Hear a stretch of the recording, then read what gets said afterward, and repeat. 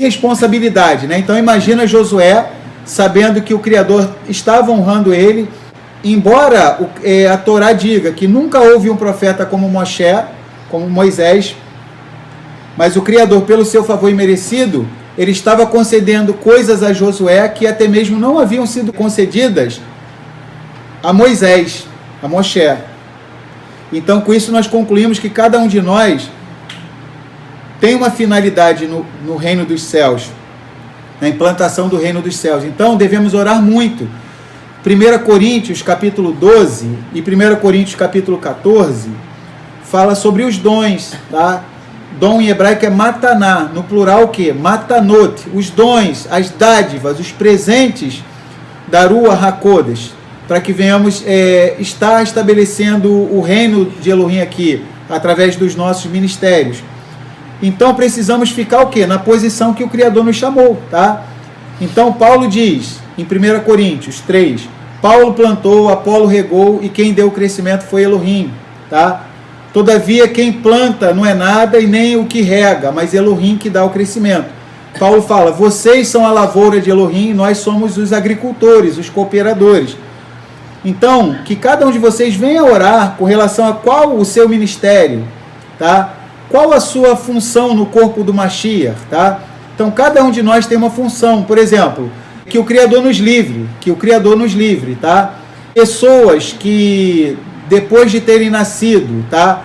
Perderam alguns de seus membros ou alguns de seus sentidos, sabem a falta que faz, não é verdade? Muitas vezes os olhos que a gente nem valoriza, todo mundo já tem 2 olhos mesmo, né? Para que eu vou agradecer o Criador? Todo mundo tem 2 olhos, né?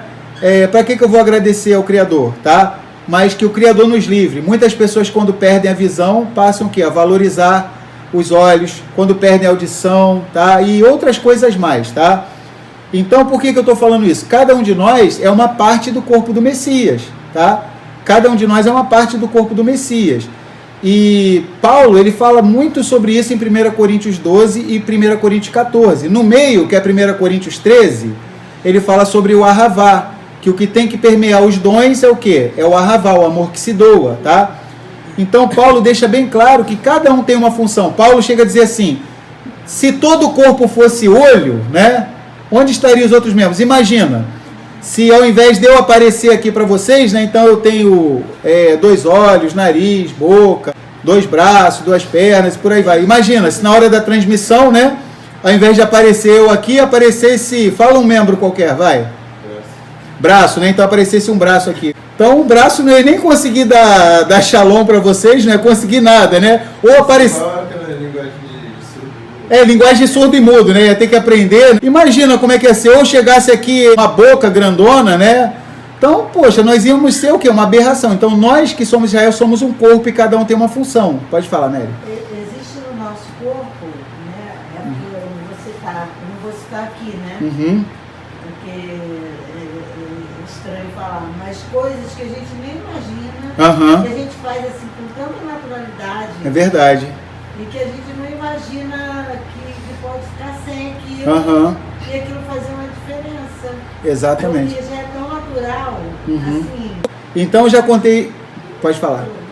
Então é tão natural, né? E eu já contei algumas vezes, mas sempre vai ter alguém que não ouviu. Para concluir, então viemos entender. Moisés teve a função dele, Arão teve a função dele, Caleb teve a sua função, Josué teve a sua função, Betsalel teve a sua função, Aholiab, Miriam, cada um do povo de Israel teve a sua função. Então imagina se Josué tivesse sido chamado para libertar o povo do Egito e Moisés para entrar, para guerrear contra Jericó. Não ia dar certo.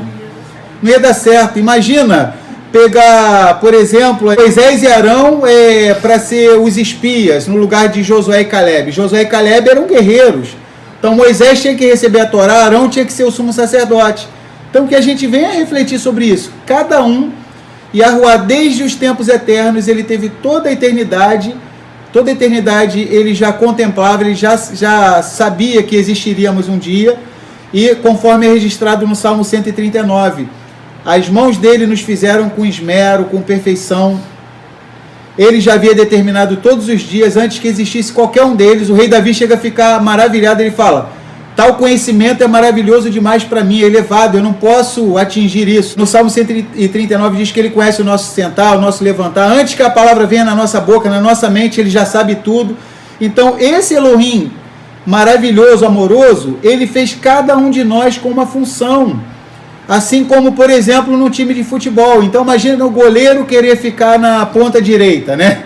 Botar o ponta direita no gol, vai tomar frango toda hora, e o goleiro lá, né, na ponta direita vai querer pegar a bola com a mão, então não vai dar certo. Então cada um de nós tem uma função, que a Rua Vem está revelando para cada um de nós qual é o nosso dom, qual é a nossa parte no corpo, tá? E para concluir uma história que eu já contei algumas vezes, mas vou contar mais uma, porque talvez alguém não tenha ouvido, é uma, como é que se fala? A fábula do tatu, do caçador e do cachorro. Então é uma fábula. O caçador estava querendo caçar o tatu, e o que aconteceu? O cachorro deu o sinal, viu o tatu, né? Viu, sentiu o cheiro, aquela coisa toda, ouviu, e saiu perseguindo o tatu. O cachorro perseguiu. E o caçador, o dono do cachorro, todo feliz, né? Vou capturar o tatu. Vai ser uma relíquia, né? Uma caça minha que eu vou exibir. O caçador todo contente. E o cachorro perseguindo o tatu. E quando estava quase pegando, de repente aparece um buraco e o tatu entra dentro daquele buraco, né? E escapa. E escapa milagrosamente do cachorro. O cachorro, por um triz, que não pegou a cauda do tatu. Aí, isso é uma fábula, tá? Então não leva então a sério. E nessa fábula, o que acontece? Os membros do corpo começaram a se vangloriar. Depois que estava salvo, estava ofegante, aí voltou a respiração normal. O cachorro do lado de fora rosnando. Aí o tatu tranquilo, aí os olhos falaram assim, olha... Se nós estamos vivos, né?